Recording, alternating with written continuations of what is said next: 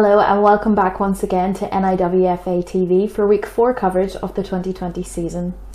This week saw the start in earnest of the NIWFA Knockout Cup, and the good news is that we have highlights from not just one but 2 cracking games of football from this season's competition.